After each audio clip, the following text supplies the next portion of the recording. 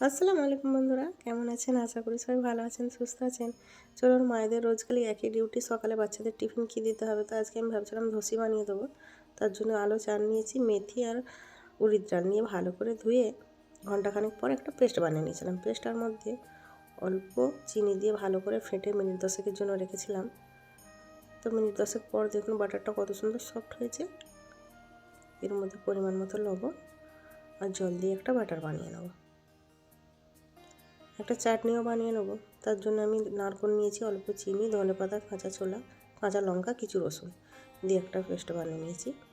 আর এদিকে আলু সেদ্ধ করে নিয়েছিলাম, আলুটাকে ভালো করে ম্যাশ করে নেব। দেখুন ম্যাশ হয়ে গেছে। এরপর কড়াতে তেল দিয়ে দিয়েছিলাম, ফোড়নে আমি সরষে দিয়েছি, কারি পাতা, একটা ছোটো সাইজের পেঁয়াজটা হালকা ব্রাউন কালার করব।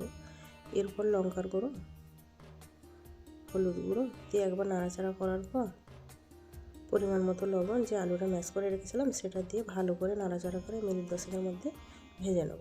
দেখুন ভাজা হয়ে গেছে।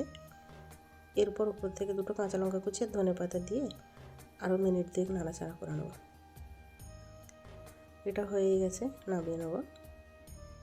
প্যান বসিয়ে দিয়েছিলাম, গ্যাসের মধ্যে গরম হয়ে গেছিলো। উপর থেকে অল্প জল দিয়ে একটা টিস্যু পেপার দিয়ে ভালো করে মুছে ঠান্ডা করে নেবার পর যে বাটারটা বানিয়ে রেখেছিলাম দিয়ে দেবো। হালকা হাতে চারিদিকে ঘুরিয়ে নেব গোল করে।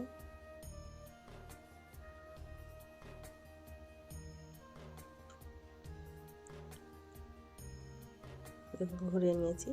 আর যেদিকে মোটা হয়ে আছে সেগুলো চড়িয়ে পাতলা করে নেব। এবার অল্প ওপর থেকে তেল দিয়ে দেবো। মিনিট 5 হয়ে গেছে, আমার ধোসাটা হয়ে গেছে। যেহেতু আমি এর মধ্যে যে আলুর তরকারিটা বানিয়ে রেখেছিলাম এর মধ্যে উপরে দিয়ে আর ফোল্ড করে তুলে নেব। সেম পজিশনে আরেকটা বানিয়ে নেব।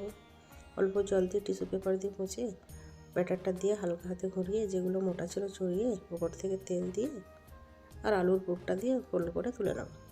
গরম গরম খেতে দুর্দান্ত লাগে চাটনির সাথে। তো চাটনিটা ফোড়ন দিতে হবে আমার।